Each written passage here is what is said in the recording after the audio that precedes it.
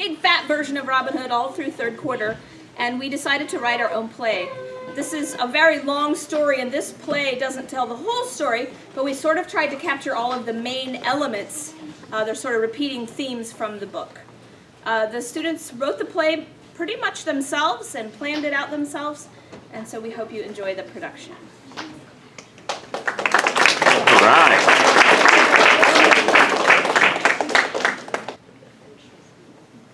King Richard is away at war, and his evil brother, Prince John, has taken over the throne.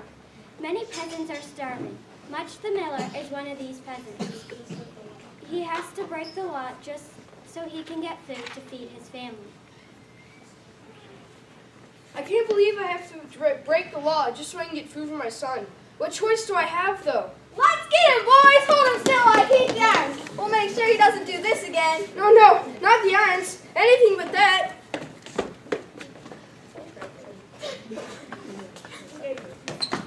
You knave! You killed my father!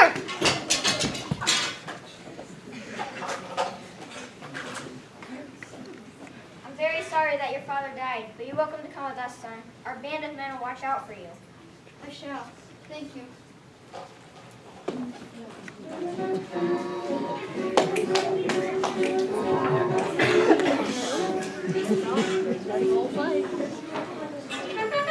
Meanwhile, Robert Fitzooth and Lady Marian were enjoying their wedding day, surrounded by all of their friends and family, when all of a sudden, someone burst right in the middle of the ceremony.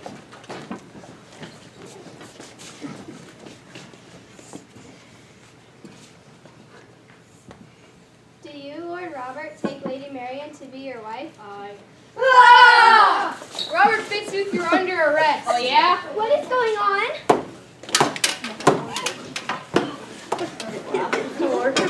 You're now an outlaw, Robin. Yeah. Robert, now known as Robin, escapes to the forest and gathers his men. Now listen all, we will fight against such evil rulers as these, and stand on the side of the poor and unprotected. Choose now whether you will join my band of men. Those who do must abide by my rules. We will steal from the rich and give to the poor. Hurrah! Hurrah!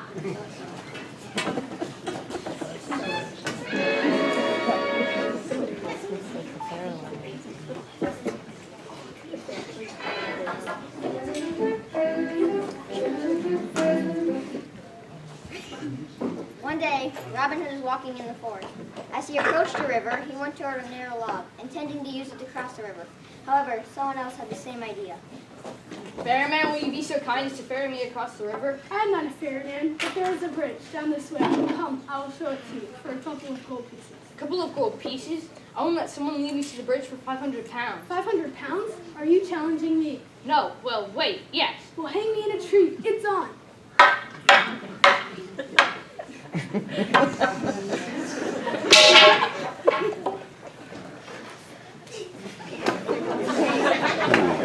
This night and many others, Robin's band of merry men continued to grow, including men that Robin already knew.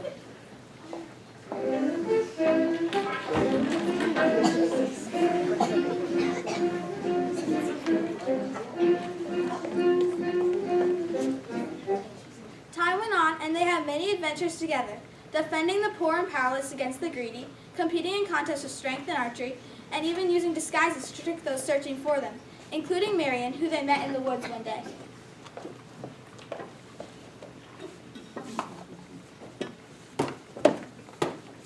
Who are you? It's me. I am Marian.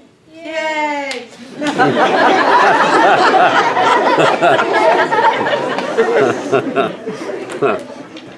Over time, Robin Hood and his band of men gather more followers and become a growing problem for Prince John and his henchmen. They love stopping rich people traveling along the Great North Road and stopping them and inviting them to dinner, often against their will, in order to force them to pay for their meal. One day, Robin Hood sent Much, Little John, and Will Scarlet to find a guest to invite to dinner. Stop. You're going to come to dinner with us. Who is your master? Why should I come with you? I am taking you to Robin Hood. He is a good man. I will come.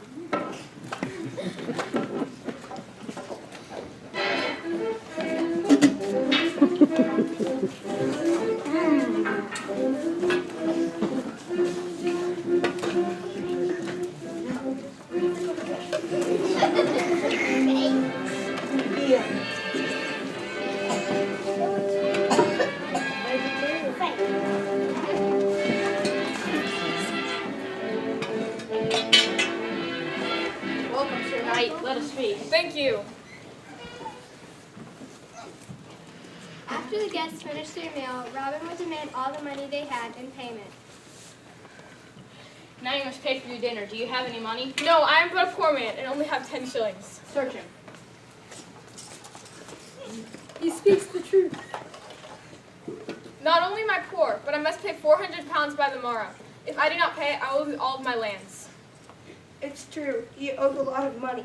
The evil abbot wanted to get his hands on Sir Richard's lands and knew that if he could not repay the debt, he would be able to seize all of Sir Richard's lands. Have you no This is friends? just the kind of problem that Robin Hood had sworn to fight.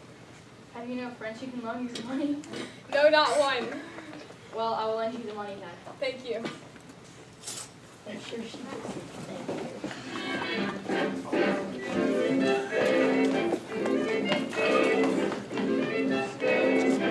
A short time later, Robin stood on the Great North Road waiting to meet Sir Richard of Lake, and someone else happened to come along the way.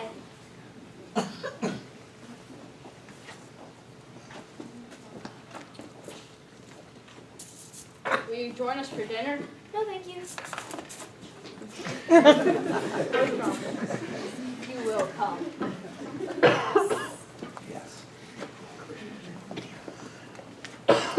Robin Hood stole 800 pounds from the cellar that day, and when Sir Richard came to pay his debt to Robin, he was informed that his debt had already been paid by the seller and that he no longer owed anyone anything.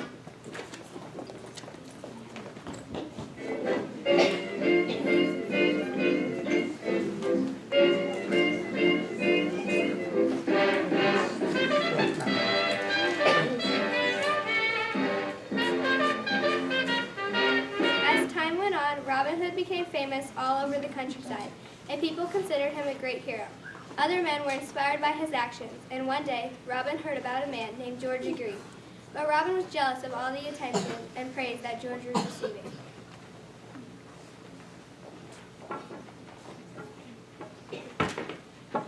What does he have that I don't have? Friends. By the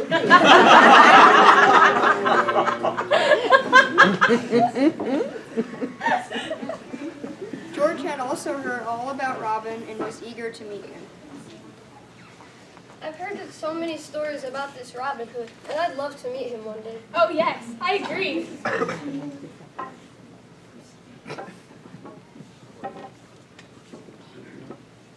Go back to the main road. I think not. We shall fight you. Oh yes, we shall fight. I'm going to beat you.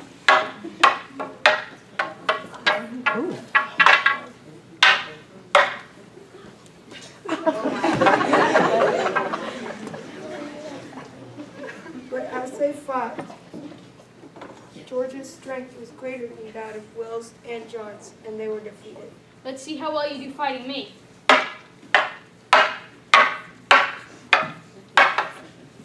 You are a worthy opponent. Who are you? Robin Hood. And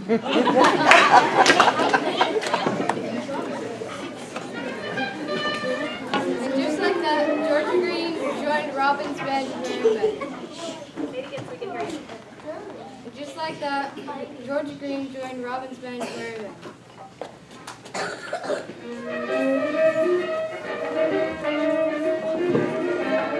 News has reached England that King Richard is being held captive for a large ransom of money. And Robin Hood and his band of men are determined to help raise the money to free the good king.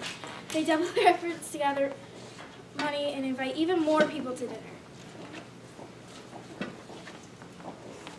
Stop! You are coming to dinner with us, and I should take all your money and I have but little money. let's just have a walk.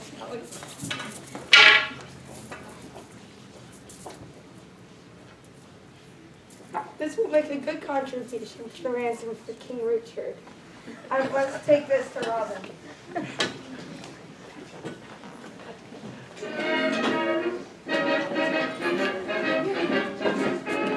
One day, Robin was walking in the forest, and he met a hooded figure, and they challenged each other to an archery contest. Let's see who's a better archer. I will surely beat you. That stump will make a perfect target. This is the last of you, Robin. I recognize that voice. You are Sir Guy.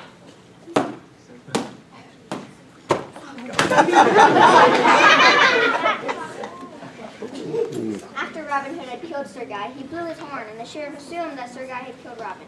Then Robin put on Sir Guy's cloak to reinforce his mistaken identity. Show me the carcass of the rotting Robin, and I will give you a great reward. Of course, after I slice you to bits.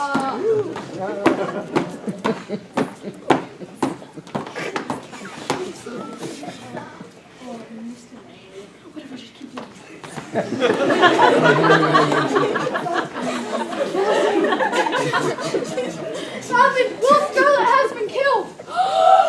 Oh boy.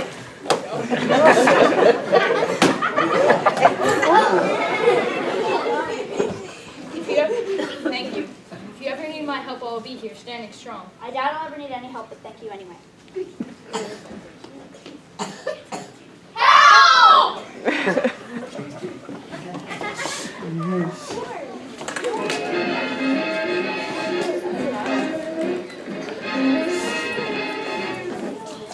Shortly after this, a bishop was walking with a tall palmer. Someone who carries a palm branch to show that they have been to the Holy Land.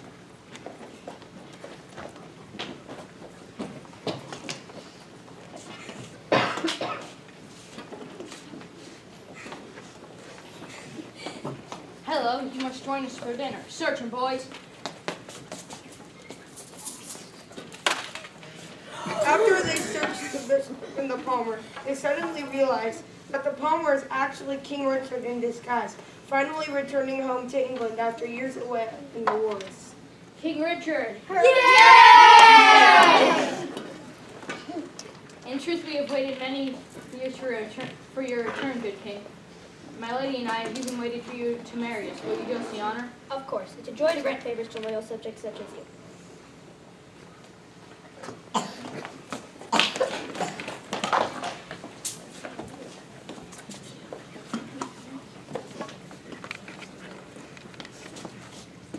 And so King Richard returned to rule his kingdom. He forgave his faithless brother Prince John, and life returned to normal. However, not everyone lived happily ever after. After their wedding, Robin and Marian lived at Locksley Hall for peace, in peace for a time. Eventually, Robin was captured and imprisoned in a tower, and although he escaped, he was seriously injured by the fall.